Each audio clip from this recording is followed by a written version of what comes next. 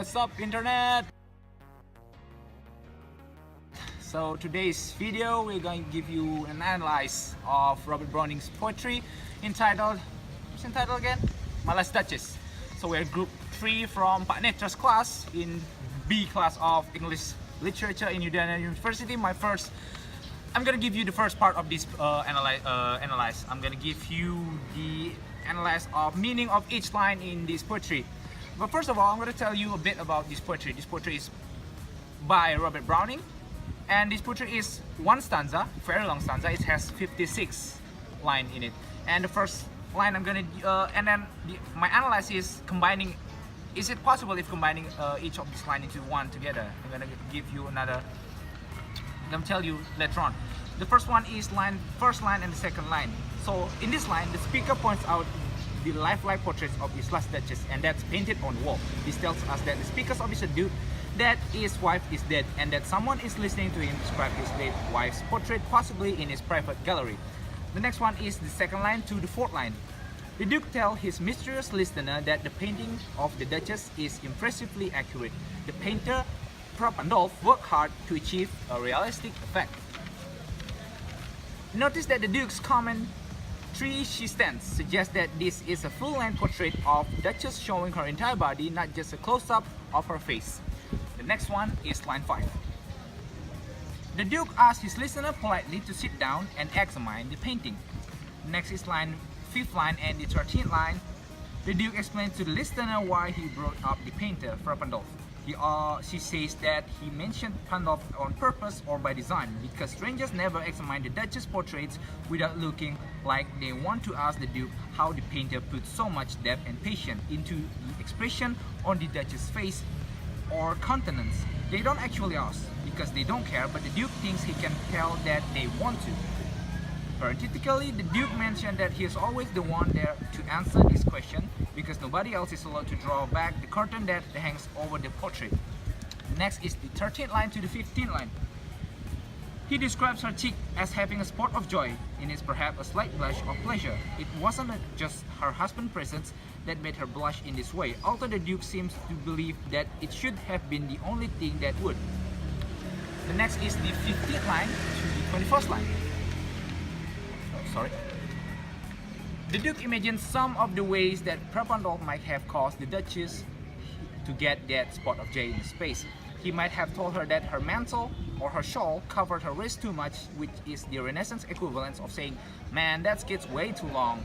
Maybe you should hike it up a little." Or he might have complimented her on the becoming way that she flushes, telling her that paint must never hope to reproduce the beautiful effect of her skin and coloring. The Duke thinks the Duchess would have thought that comment like this, the normal flirtatious courtesy that noblemen would pay to noblewomen, were cause enough to blush. Next one is line 21st to 24. The Duke describes the Duchess as too soon misled and too easily impressed. This is his main problem with her. Too many things make her happy, and this part of poetry shows that this Duke is quite a jealousy person. Another way of looking at it is that she is not serious enough. She doesn't save her spot of joy for him alone. She is not the discriminating snob that he wants her to be. So it shows that the Duchess itself is very humble person. Like, she likes to be humble to everyone, smiles to everyone else. Next is line 25 to 31. The Duke elaborates further on the Duchess' tendency to see every pleasant thing as pretty much the same. If he gives her a favor or mark of his esteem that she can wear, such as a corsage or piece of jewelry, she thanks him for it the same way, and she approves of a pretty sunset, a branch of cherries, or her white milk. At first, the Duke suggests that she speaks all these things equally, but then he changes his claims and admits that sometimes she doesn't say anything and just blushes in a special way. And maybe she's a little promiscuous, either in reality or more likely in the Duke's imagination. Part of the problem is not just all she likes the bowl of cherries, is that some official school brings them to her. Next is line 31st to 34. The Duke explains that although it's all well and good to thank people for doing things for you, the way the Duchess thanked people seemed to imply that she thought the little favor they did her were just as important as the Duke himself did to her. After all, the Duke gave her his 900 years old name, a connection to a long-standing aristocratic family with power and prestige. The Duke's family has been around for nearly 1,000 years running in Ferrara, and he thinks this makes him a superior to the Duchess, who doesn't have the same heritage. So it's a bit of family social stratification problem here going on. He thinks the Duchess ought to value the social elevation of her marriage over the simple pleasure of life.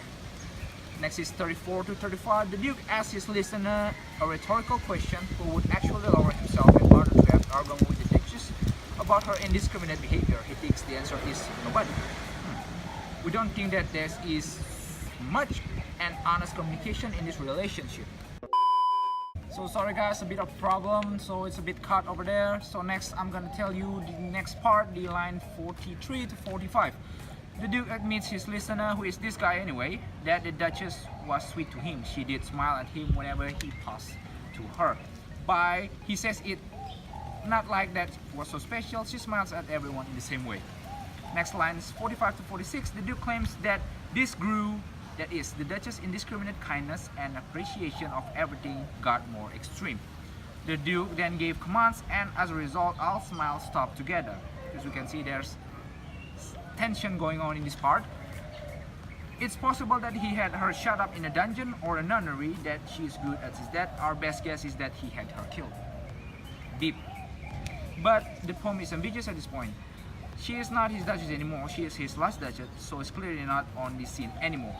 Next is line 46 to 47. The Duke and his story of the Duchess and her painting by gesturing to her full body portrait again, in which she stands as if alive. Line 47 to 48. The Duke invites his listener to get up and go back downstairs to the rest of the company, as in line 5. This sounds like a polite invitation, but we can't imagine anyone refusing. Next, we finally learn why the Duke is talking to this guy. His listener is the servant of a count, and the Duke is wooing to the count's daughter, so this Duke is wanted to be this count's daughter's husband. And the Duke tells the servant that he knows about the count's wealth and generosity or munificence, so he expected to get any reasonable dowry he asked for. But his main object in the negotiation is the daughter herself, not more the money, so he wanted the relationship. And the next is line 53 to 54. The Duke's listener seems to try to get away from him. We will try to, obviously. The Dukes stop him and insist that they stay together as they go back to meet everyone else downstairs. And then the last part of this poetry, line 54 to 56. Before the Duke and his listener leave the gallery, the Duke points out one more of his art objects, a bronze statue of Neptune, the god of the sea, taming a seahorse. The Duke mentioned the name of the artist who cast the statue, Klaus of Innsbruck, who made it specially for him. So that part concludes the part of mine, which is the meaning of each line in the poetry. The next part will be continued, my friends, so enjoy this analyze, it will be good. Stay tuned. Today I will give you an example of alliteration in the Robert Browning's My Last Duchess. The first, I will give you a definition of alliteration. Alliteration is a literary device that repeats a speech sound in a sequence of words that are close to each other. Alliteration typically use consonant sounds at the beginning of a word to give stress to its syllable. This technique plays a crucial role in a poetry by lending a strong rhythm and musical to any verse. The first is in the line 15 until 17. The word perhaps and Pandolf have the same sounds. And then the second, in the 19 lines, such and stuff have the same sounds. And then in the third is in the line 20 until 22, the word cause and calling have the same.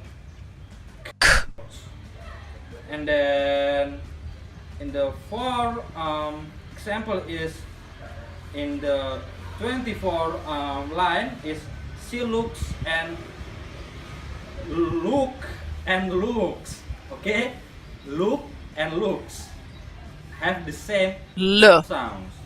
And then the fifth example is in the 26, dropping and daylight have the same D. sound. And then the sixth example is in the 35 until 39. The word skill and speech have the same sounds. Okay, and then the seventh is in the 38 until 39. Me, miss, and mark have the same M. sounds. And the eighth is 42. In the 42 lines, some and stooping have same S. sounds. And the last is 54 is 54 lines. Notice and Neptune have the same N. sounds. My name is Rahayu. My student number is 48. I tell you about ansonant. Ansonant is the repetition of a vowel, a sound in a sentence to create an internal during. The I sound in word that and hand is short vowel. The E sound in word will and sit is short vowel. The U sound in word to and soon is long vowel. The AU sound in word somehow and how is closing diphthong.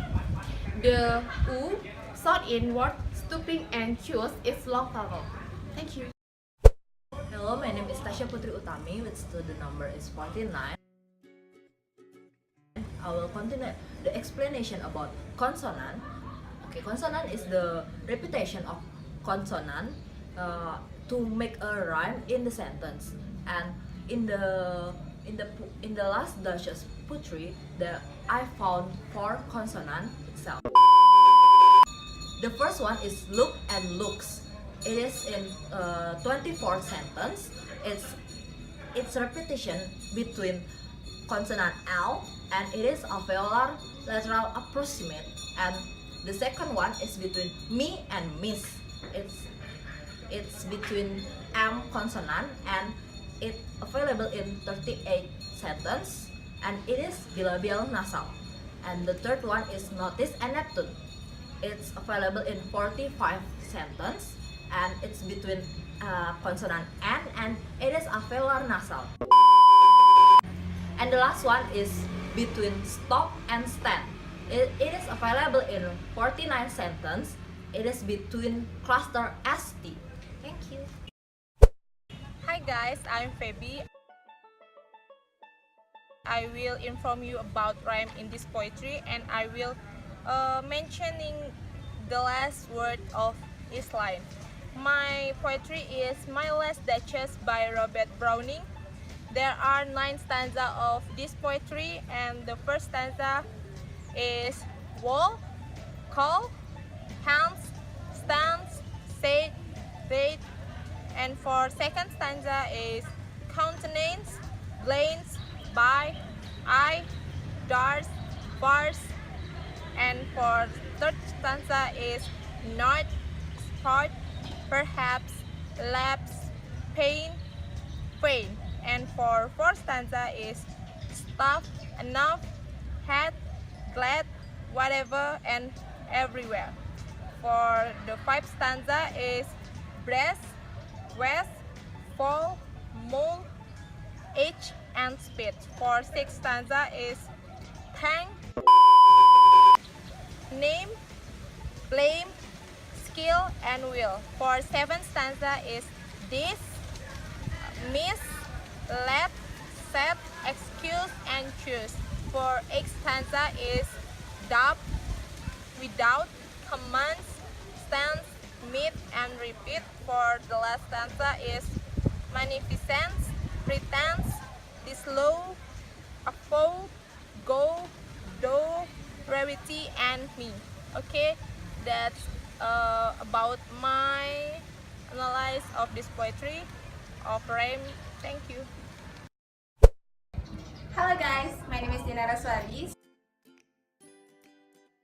So I would like to tell you about the theme that found in this poetry. The poetry name is My Last Duchess. So there are 4 times that found in this poetry. The first is power, the second is art and cultures, and the third is manners, and the fourth is jealousy.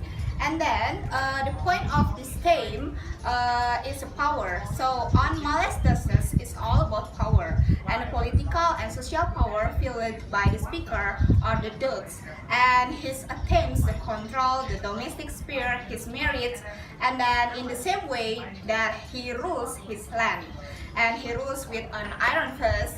The Duke view everything that he possesses, and everyone we hope he interacts as an opportunity to expand his power base. Yeah, I think that's all about the thing that I can to explain, and thank you very much. 1, 2, 3. Kurang 1, 2, 3. Ya 1, 2, 3. Taruh. Adi nge-freeze yang. Ulang. Nge-freeze, aku nge-freeze.